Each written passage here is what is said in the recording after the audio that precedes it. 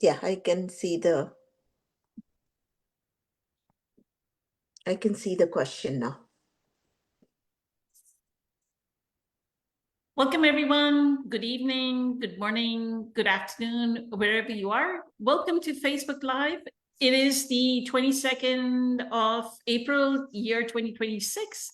I wanted to welcome everyone, whoever is going to join online, as well as our panel. Today, we have Lakshmi with us. Lakshmi is part of our core group of meditators, as well as a leader in our workshops. She leads workshops on mantra chanting. She hosts a weekly meditation on mantra chanting and meditation, as well as a monthly talk on Sundays, right? So please contact Lakshmi if you're interested in any of her activities. And we also have Sri Lakshmi online with us. She's not on video, but she's listening. So I'll go over with the question. The question is, this person asked Lakshmi, and this is, it comes from Dr. Joe Dispenza's Dr. Joe Live. This person says, I would like to ask you about discernment. Much of the spiritual community is about love and light and high vibration. While powerful, this could lead to oversimplification of the work. Dr. Joe calls his meditation and studying his teachings as the work, right? Just like Byron Katie calls it the work as well. How do we keep our hearts open and expect positive outcomes while simultaneously honoring our discernment? Especially in personal relationships, human dynamics are complex and not everyone has done the work to heal, which can lead to unsafe situations. I have noticed that others have dismissed discernment as negativity. So others, meaning people who are spiritual, say they dismiss discernment as negativity. To me, it feels like these red flags is a rejection. To me, it feels like these red flags is a rejection of the natural intelligence and intuition that is meant to keep us safe. How do you define the balance between staying in our hearts and protecting ourselves using our intelligence to navigate unsafe personality? So you want to talk about this? I think you went on video.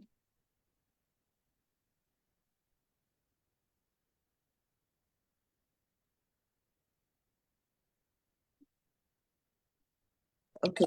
Yeah, it's an excellent question, no doubt about it, because I think everyone who's on the path often wonder about this. So, my take on this is, when you are constantly becoming aware of your thoughts, the thoughts that empower you, the thoughts that disempower you, you are becoming a powerful vibrational field.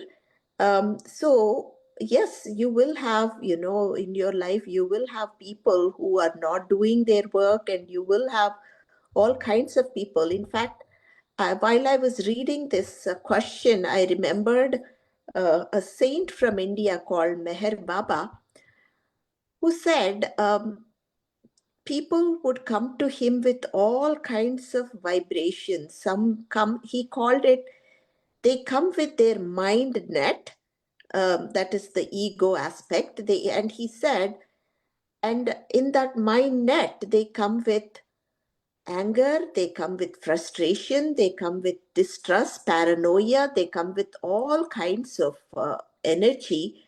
And that mind net is so strong that they want me to also get pulled into their energy. So just imagining, like, you come with that net and you're drawing it on somebody and you're pulling them. So usually what happens is, in any household, whoever is the most emitting the most powerful energy, everybody in the household will get and tuned to that energy, because we are all like musical instruments. So if one musical instrument is just resonating in a big room of all the musical instruments, you're just playing one key in one corner, but then all the musical instruments will start resonating to the same note.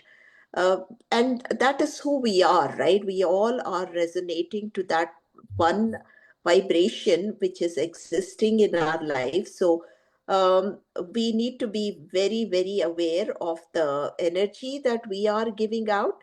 And so Meher Baba said, instead of me getting pulled into their mind net, I pull them into my peace. So, so whoever comes to him, uh, they have all of this energies, but then they go back as transformed people. They because he is not getting affected at all by their energies. He is trying to pull them into their peace. And and I think, and I am right now, I'm thinking of another example. This lady, I don't remember the name of her, who she is. I once heard her speak, and she said she practices random acts of kindness. And she was driving on the road one day, and she was wanted to change the lane, and whoever was in the next lane was very rude to her, was showing the middle finger, and then calling out all kinds of abusive words, and he was um, not being very nice and was not letting her into that lane. And uh, anyway, finally she somehow merged into that lane, and then the toll booth comes, and he is behind her. And so she decided to pay the toll for him also. Those were the days where you could pay the toll for other people also. So whatever it was, $1 or 50 cents, I don't remember. So she told, please, this particular toll is for me and the car behind me. And as soon as she did that, you could see the shift in his vibration. He is now smiling so big, and then he's saying thank you, and then all of these. And to her, it's not that she did something big. She saved so many people on the road from his vibration, which was not good for people who are fellow drivers. So simple things like this, right? We really can only take care of ourselves. We cannot take care of anybody around us. So I feel the more we are aware of what kind of energy we are vibrating to, um, we all are doing a great service to humanity by spreading that energy to everyone around us. Um, that is what I feel, Poonam. So thank you for the question. Beautiful. Grateful for your insights always. Infinite gratitude. Thank you for the beautiful, sweet feedback. So Lakshmi, I think what this person, I think it was a female. This person means is discernment in the like you have some kind of a toxic relationship, right? Mm-hmm. Dr. Jill in the response gave an example, like you have a husband who's alcoholic, Mm. or you have a partner who's alcoholic, right? Okay. So like the beginning of the question, I would like to ask you about discernment. Much of the spiritual community is about love and light and high vibration. While powerful, this could lead to oversimplification of the work. So I agree with this person that being spiritual does not mean being love and light and high vibration all the time, right? Right. That sometimes I think Eckhart uses this. He has this video. I think I posted that video even in our group. In long time back, I was able to post some of Eckhart's videos, and I had posted this video about Eckhart talking about true empathy, right? And what Eckhart was saying that empathy, like it's like a apex of a triangle. Like you'll have an action and you have empathy, but at the apex of that, like a pyramid, is awareness. Like, yeah, you're going to have empathy and say, I need to help the homeless people. But then out of the empathy, you allow this one person to come, and that person murders your children and murders you, right? Is that true empathy?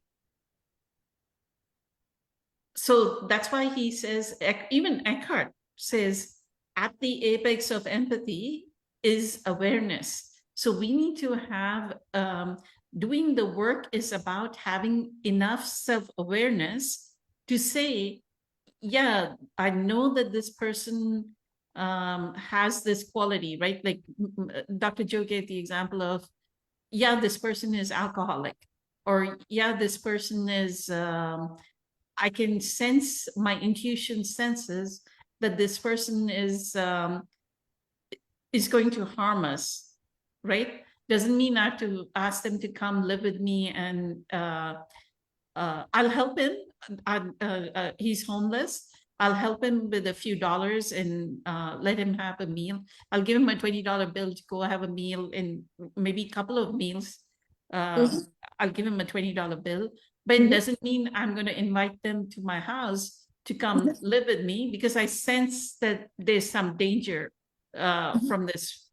And I feel like doing the work, we have enough of an intuition, that apex of the triangle that Eckhart was saying, right? That we have enough awareness where we say, I know this, I can sense this about this person, and I will maintain that distance, that yes, I will help out of empathy, out of love and light. I will help, I will have that discernment that I can help this person who's homeless, but doesn't mean that I need to invite them to my house. The example that Dr. Joe used was, of course, the alcoholic partner. If your partner is alcoholic or your parents are alcoholic, right? Or if your parents are verbally abusive, doesn't mean you have to live there, live with them and tolerate it, right? But doesn't mean, like, to me, it would be that just because my parents are verbally abusive or this thing. So I don't know if y'all have heard of this, that Oprah had this show, and this kind of was very shocking to me. Sometimes I think she's kind of making her new podcast like a mix of the Oprah show and the Super Soul Sunday. I don't Yes, know if y'all have listened to the latest podcast, I but have. I think it may have been towards the last year, she talked about um, like young people or parents having something called no contact. Mhm. I've watched that whole episode. You watched it, right? Yeah. So when they were talking about this no contact, the only thought I had was, then both parties are not learning from each other. Because, okay, if the child was abusive, right? And the parent says, I'm not going to have a contact with the child. She Or, had another episode where a lady brought up the same question, that what are they learning? She said she too had stopped talking to her mother for a number of years, and that didn't really solve any of the problem right, until she started forgiving her mother, and only right. then she started healing. So she did another episode on healing the relationship. Yeah, Correct. yeah. So my thing is you can have discernment that, Mhm. hey, my parent is abusive or my child is abusive, whatever the case may be. but doesn't mean I need to cut off all relationship with that person. Yes. I love the way Byron Katie actually shows this connection, like how you don't cut off the relationship, but you are still connected to the person. She talks about, Byron Katie gives the example of your husband starts cheating on you, is having an affair with another person, right? And you find it, some people are okay with it. They may forgive their husband and just stay in the relationship. But some people find it unacceptable, right? That their husband is cheating on them. So Byron Katie says you can always stay connected with the person. Say, honey, I love you, but you are demonstrating behavior that is unacceptable. So I am going to leave. But in the way Byron Katie puts the words, you are still connected with that person. You're not making that person, no, I'm not going to talk to you. No, I'm never going to speak to you or never see you again. Nothing of that sort.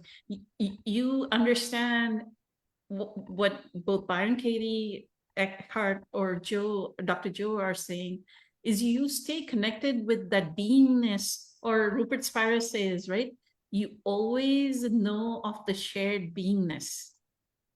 That even though that person is being alcoholic or abusive or whatever the toxicity may be in that person, that you are using it to learn yourself, right? And I also feel that the spiritual lesson that we need to learn is what about them is pushing our karmic accumulation, like is pushing our buttons. Right, exactly. Right? So exactly. like I know when I look at the 8-year-old me or 9-year-old me and my mom being physically and verbally abusive, I know what she was showing the 8-year-old me is how much I hated the feeling of being beaten up or feeling of being shouted at, right? Verbally abusive. So she's showing me how to overcome that emotion of hatred. Yeah. Like while she's shouting at me, while she's beating me, if I can have compassion, which I do now. I mean, after all this years, now I have this huge amount of awareness, right? I go, yes, I am very compassionate. Like I know about her upbringing and what torture she went through with her mother. So my grandmother, maternal grandmother. So she went through torture with my maternal grandmother. So of course she's just repeating a conditioned pattern. Now I have all that compassion. But what she's showing me is I need to overcome any and every karmic accumulation in me. And the karmic accumulation in me is any kind of hatred or frustration over other people screaming at me. And so now, no matter who screams at me, whether it is anybody at work, I just like smile, right? I have such a high tolerance for people raising their voice and getting angry because I know that they are just repeating their conditioned pattern, right? So anything else, Lakshmi, come up to you after all this discussion? No, those are excellent points, Poonam. In fact, as you were talking about alcoholism and all, I was reminded that a friend of mine just this week, she told that she chose to move away from her partner, but she is keeping in touch. It is not on any bad terms, and it is only on good terms. So I think that is what we can offer, because by staying there, we are stuck and we are getting that, absorbing that energy. So I totally agree with that. Right. Perfect. And what you said is perfect, that in the no contact situation, the reason why that person is being whatever they're being, right? Whether it's abusive or whatever, is because you have to learn the lesson of forgiveness. Like you don't know how to forgive in your heart. Your heart is not open. So when another pointer Dr. Joe gave is where she says, how do you define the balance between staying in our hearts? Dr. Joe said it is very, very hard to be open. Like the heart opening is the hardest thing for human beings. If your heart is open, you're not going to alienate yourself from anybody. I'm reminded of another Right? story. Sorry, taking your time. Go ahead. No, So, you're fine. yeah.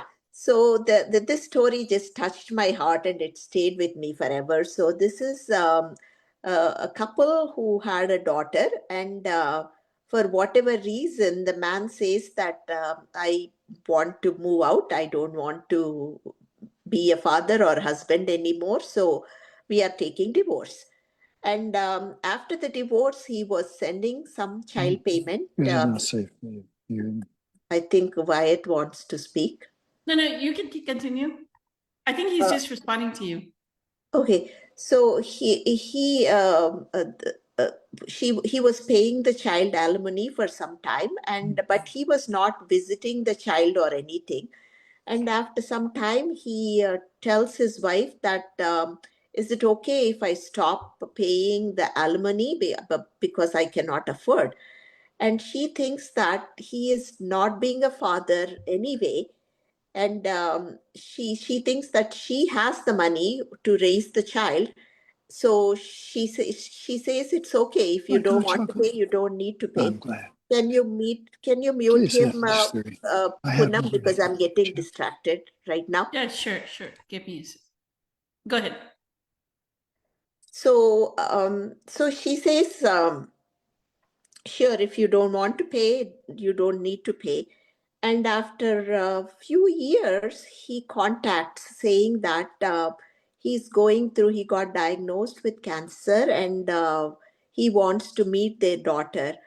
And so she feels all this compassion for her ex-husband, and she says, sure, you can come. And she tells the daughter that your dad, whom you never met, is going to come to see you. So this little girl gets so excited because she hears from school stories about dads who take the children to movies, who take the children for an ice cream and all of that. So in her head, she's imagining that her dad will take her to an ice cream or to a movie, and she's imagining all these scenarios of what the dad will do. And the dad comes, he sits for 5 minutes in a very uncomfortable way, and after 5 minutes, he says, okay, bye, see you. And he never comes back again. So again, after some time, so the wife, or ex-wife, the mom of the child, she doesn't even know if the man is alive or dead because they don't have any communication. So both mom and the child were walking in some kind of setting, either a mall or somewhere. They were walking and they run into a mutual acquaintance, and that woman says, oh, you don't know what happened to your ex-husband. He's doing well. Not only that his cancer got cured, he is remarried and he has a family, and he is staying with this family from X number of years. And the mother becomes so upset that somebody else is experiencing uh, the love of a father, which her child could never get to experience the love of father. So she stops that lady saying, can you please excuse me? I don't really want to talk to you right now. And she pulls the daughter, and then she starts walking away. And the daughter says, Mom, isn't it so nice that he finally learned how to love somebody? Aww, so sweet. And she says, through her daughter, she finally learned what actually forgiveness means. Beautiful. Oh my God. That is so profoundly humbling. Thank you, thank you, thank you. Thank you for sharing that story. Beautiful. Yeah. Thank you. It's like if she were to get angry about her ex-husband, then it's like she's denying herself, like she's getting into that person is getting into, I don't have that, so another should not have that as well. Correct. Exactly. Right? I don't have the love of my husband, and my daughter doesn't have the love of her father, so another person should not have it as well. I am jealous Right? now. Yeah. Yeah. Yeah. So, and that's her karmic. Yeah, forgiveness is, and in that forgiveness, what will happen is she will eventually find a relationship. Like when we clear all our Yes. karmic accumulation, Yes. we end up finding another person if you're interested in that. If not, she found her inner peace. And Yeah. Yep. Yeah. Perfect. Thank you. Thank you. Let me talk to Wyatt real quick before we close the call so that we can go join the yoga thing, right? I think Thank you, Poonam. Yes. We'll jump to, right? I was reminded of, as well as learned on a much deeper level, listening to you and Lakshmi, that the whole key is whether I'm going to be willing to acknowledge my ego-driven conditioned mind so that I can experience the forgiveness that adds the patience to what I'm experiencing all this afternoon here at the hospital. And it demonstrates to me how I've got a long way to go. I've come a ways, and yet it's so good that I can see what I just described, because I'm seeing the ego in play and how my ego is justifying what it's doing. And all it really is a phantom of the opera, the drama. So I really am grateful for what you two said to one another, because although I've never known people who use the drug of alcohol, I used to go to a lot of Al-Anon meetings for people who have had family members that are drunks. And of course, the behavior is just like, it's nothing to do with alcohol. It really has to do with those spiritual wounds. And to listen to what you said, Poonam, reminds me that, as an old saying here in America, what's good for the goose is good for the gander. Meaning, it doesn't matter whether it's alcohol or some other drug. I know my mom had all kinds of prescription medication. I don't know if she was addicted to it or not. But what I do know is that I know the behavior, and I'm dealing with that. I've had so many meetings here this afternoon with some really high-ranking people at the hospital. And, you know, what it really comes down to is, you know, I may not be able to save my older sister, you know, and I want to give her a fighting. What does that mean? What does that mean? I'm going to tell you. Save her from herself. Okay. Save her. That's better. From, yeah. And part of that is that little boy that loves his older sister. And hearing what you said to Lakshmi over the last several minutes is I'm looking away to gather what I want to say, have the experience speak to you. What got re-anchored within me was I discovered in the re-anchoring of the wisdom of forgiveness, I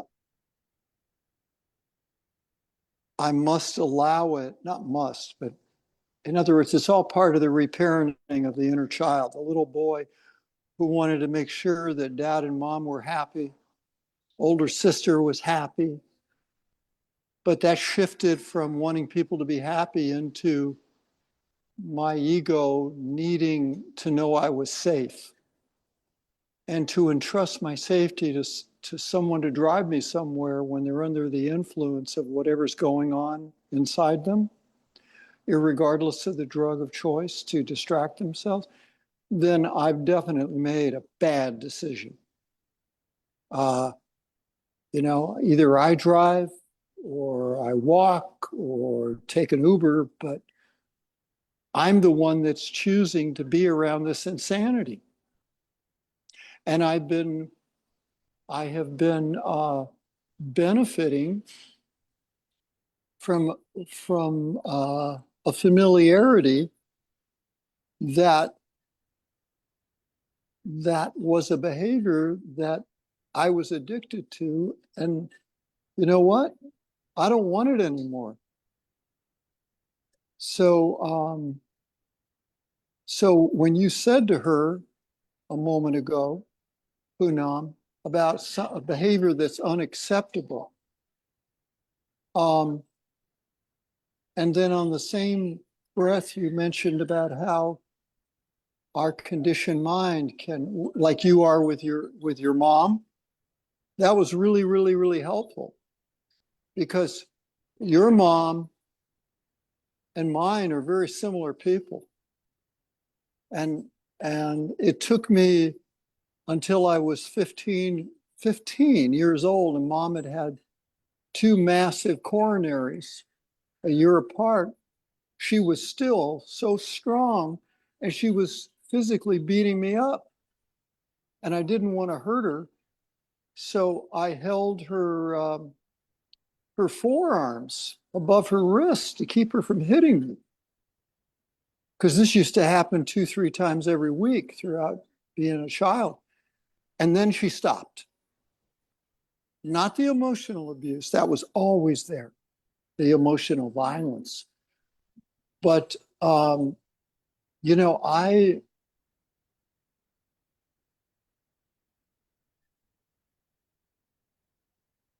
what fascinates me, to cut to the chasing here about myself and the support I'm getting from you, is that somehow I experience, and I don't mean confidence in the sense of what most people call confidence. I mean, Poonam, I'm actually accepting, unconditionally accepting, that no matter what happens with my older sister, that it's really about me living my life, and I don't have a clue how it's going to get orchestrated, but I'm going to keep doing my part. And ironically, when we take care of ourselves, we're also bringing the best parts of ourselves to everyone we know, irregardless of whether they're going to do better for themselves. And so it's just, and then the mourning period of the vestige, whatever's left of me not having an authentic self from being a little kid, he actually heals and transcends itself so much quicker when I'm in total acceptance and there's no yes but involved. Yeah, of course. So that's pretty much it. And thank you for who you are, because okay, I remember what you said last Friday. I remember something that I got from that after the call, which was that within ourselves, like when I was speaking with you the other day, and I'm reminding myself of what you said now, speaking with you now, that what's really going on is what I am generating in my energy field, that you, as a clear vessel and mirror, are reflecting for me, because once again, there's really nobody out there. It's all about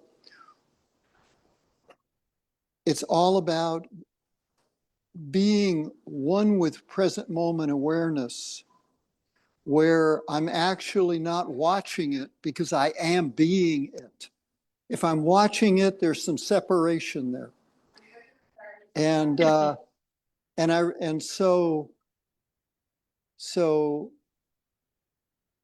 So what I said about I'll be fine is the lack of separation. In other words, I had the experience, and then and apparently I separated to put it into words. And then I just continually get to navigate, and I'm fine. If I said something that you want to comment on about, I have to separate. Do we separate to put something into words? I'm thinking we do. Once we start with words, we are causing a separation between our presence and, like, we are going into the world of form, because words are form. I'm sorry, but I didn't understand that. Could you start one more time, please? So the moment we speak words, we are separating, like consciousness is taking the form of words. Okay, got it. So consciousness is becoming words. So that is a separation.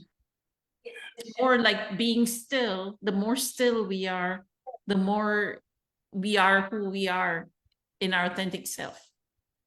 Stillness is needed. Why? Stillness. So therefore we're saying the same thing. Yes. I am so glad that I got to see that, and that you confirmed that for me in your way. Thank you. Also, what are you saving your, what is your sister saving? You cannot save her from herself. What does that mean? Okay, what that means is that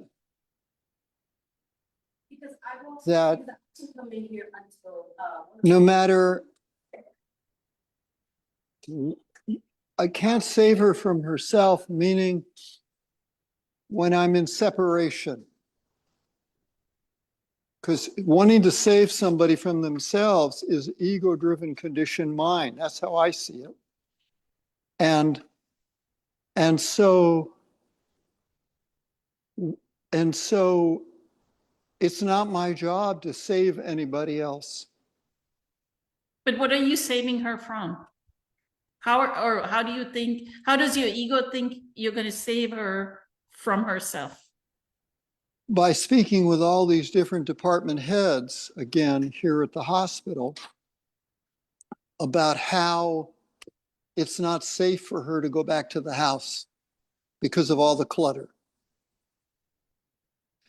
And so, and to me, it's wrong to do that. And yet at the same time,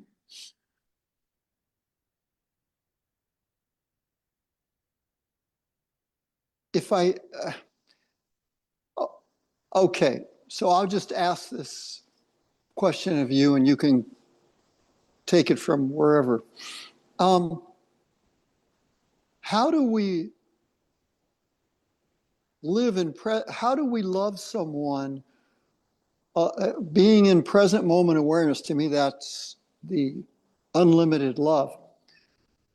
How do we?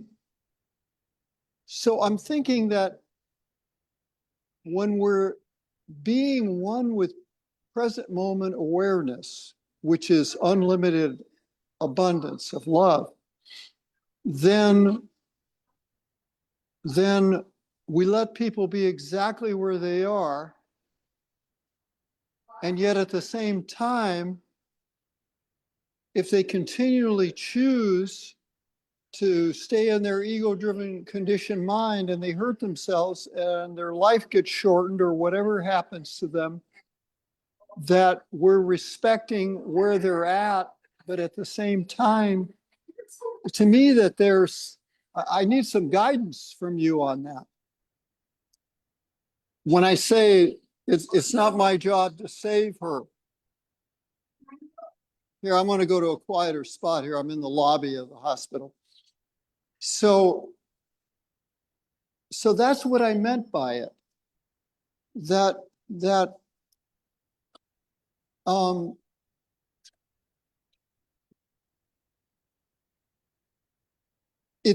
I am unable to save anybody.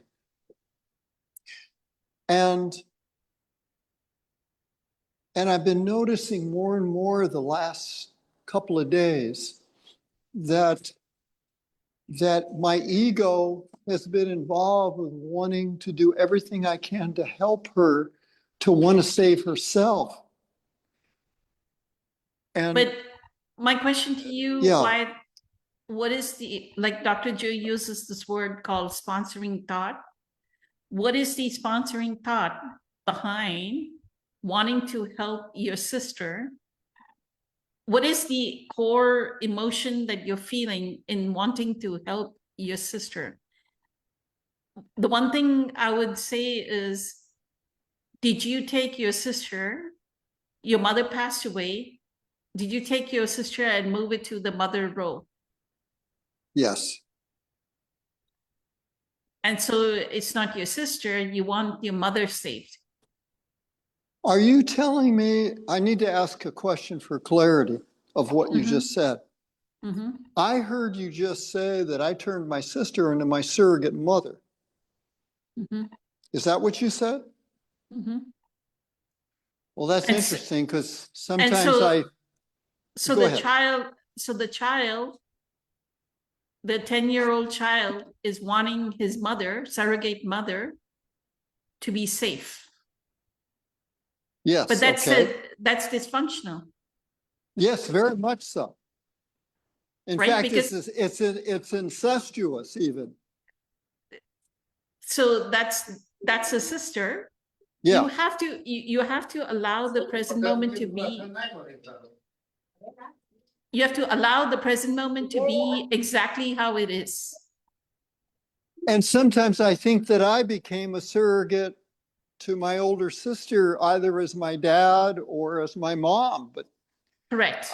I mean, many times over the years, it's like I keep getting these little glimpses, Poonam, that my relationship with my older sister is really a soundstage for our parents' marriage. Correct. Because I'm And more like my mom and she's more like my dad. It's just uncanny. correct. So you have to realize that and let go that you don't need to play that role. That's a As role that you're playing. Remember, we were studying Eckhart's chapter 4 on roles. Don't play a role. And that's why the meditation or a stillness practice is so important, so that you can bring your presence. So your job is to come, be in presence, visit your sister, go back and do your work. Like do your whatever gives you, pays your bills, do your work all throughout the day. If you're able to come to the hospital, spend time with your sister, but leave. You don't have to interfere on what is she eating, how is she being taken care of. Nothing. She is cognizant enough. She has enough cognition, right? But she can speak for her own needs. Yeah.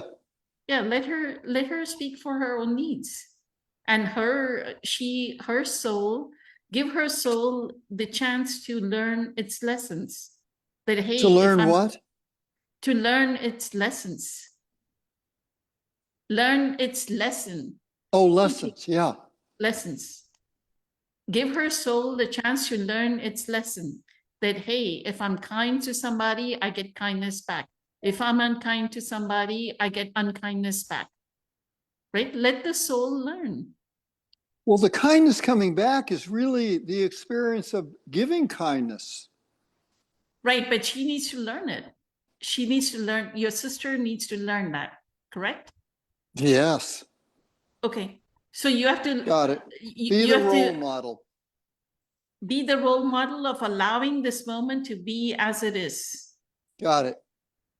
And be Okay. detached, non-attachment, non-judgment, non-resistance are three aspects of an enlightened state of consciousness. I don't know if Eckhart says that, but non-attachment, be totally detached.